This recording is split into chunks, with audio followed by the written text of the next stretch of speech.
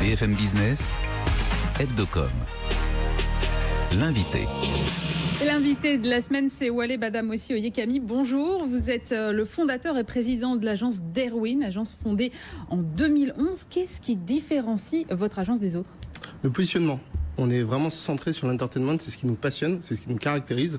On a démarré cette aventure-là il y a 7 ans en travaillant essentiellement au démarrage pour des clients de l'entertainment, SVOD, télévision, cinéma, jeux vidéo, sport. Aujourd'hui, on est en train d'élargir le périmètre, mais c'est vraiment cette croyance en la capacité de l'entertainment à générer des résultats business pertinents pour les marques qui nous caractérisent. Alors vous êtes parmi les web-séries, les publicités les plus vues d'ailleurs sur YouTube pour l'année 2017 avec l'un des épisodes de votre web-série Babybel. Comment est-ce que vous expliquez le succès de cette série? D'ailleurs, je crois que c'est la deuxième saison déjà. C'est la deuxième saison et ce dont on est ravi, c'est qu'on est la publicité de 2017 la plus populaire sur YouTube. Et vous en avez même une deuxième dans le classement. Exactement. 6e place, je crois. Et précisément. Ce qui nous fait énormément plaisir, c'est qu'on répond à une problématique des internautes qui considèrent que 83% des internautes sont irrités par la publicité. Donc la volonté pour des marques de produire des contenus qui soient beaucoup plus engageants, qui soient beaucoup plus divertissants, c'est ce qu'on sait faire chez Derwin. Et la preuve est apportée par ce classement édité par YouTube dont on est très très fiers. Surtout que c'est des pubs qui ont été regardées en majorité en entier, ce qui est assez rare sur le web. Alors, vous avez aussi engagé un auteur pour enfants pour écrire les textes. C'est ça la clé du succès?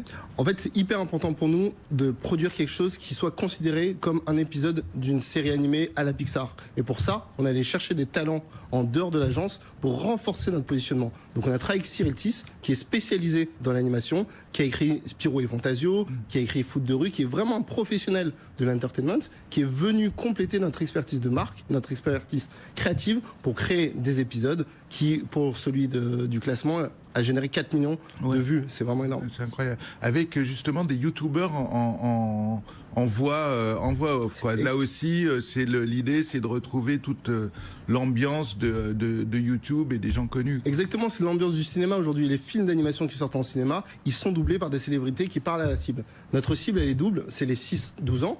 Et les parents. Et donc, l'univers des super-héros, parce qu'on ne l'a pas dit, mais c'est quand même des petits fromages super-héros. Exactement, les super fromages. Donc, ils ont été doublés en partie par Lola Dubini, qui est une youtubeuse avec un demi-million de followers, et par Amixem aussi, qui ont participé à l'aventure. On est très contents parce qu'on a fonctionné sur un mode de test and learn avec les équipes de Bell, et c'est un test qui s'est avéré extrêmement positif. Non mais en plus ça va vachement plus loin parce que je vois que le personnage Super Cheese est installé comme la 3e mascotte la plus connue des enfants. Ça veut dire que le brand content c'est efficace, ça paye aujourd'hui encore? On considère qu'en fait créer un lien émotionnel avec une marque, quand c'est cohérent, ça a énormément de sens.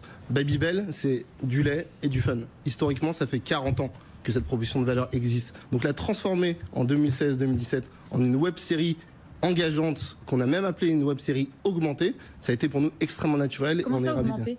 Augmentée, ça veut dire qu'en fait chacun des 6 épisodes qui a été produit permettait en fait à l'enfant et à sa maman ou à son papa de jouer en fait. Et donc il y avait une forme d'interactivité intégrée dans chacun des épisodes qui permettait de faire plus qu'un épisode de web-série. Ah oui, genre mets ton doigt sur l'écran, tape un chiffre. Retrouve l'épisode avec ton téléphone en te baladant. Donc vraiment l'idée c'est de faire des épisodes, des jouets.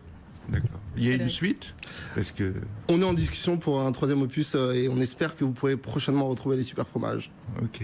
Et il y a une question que je me posais justement à propos d'Erwin à 7 ans, ce qui est l'âge de raison, évidemment. La question que je me posais, c'est ce positionnement entertainment. Ok, ça fonctionne, ça attire des marques, mais est-ce que c'est pas limitatif aussi? Est-ce qu'il n'y a pas dans votre champ de possibilités d'avoir des clients, il y en a peut-être pour qui l'entertainment ça va pas trop marcher, non?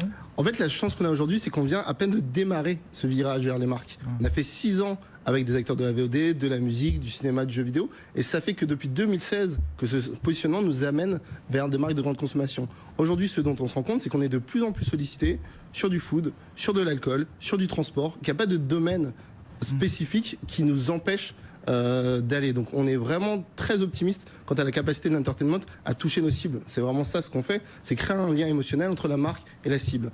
Les marques avec lesquelles on ne pourra pas travailler, c'est celles qui n'ont pas de lien émotionnel avec leur cible, soit très peu. Vous êtes aussi présent à l'international. J'ai vu que vous avez ouvert un bureau à Berlin. Pourquoi ce choix? Alors, nos équipes qui étaient historiquement à Paris, allemandes, ont exprimé le souhait d'ouvrir une antenne à Berlin. Et ayant une démarche toujours très entrepreneuriale, on les a permis d'ouvrir cette antenne-là à Berlin qui existe du coup depuis 3 ans maintenant.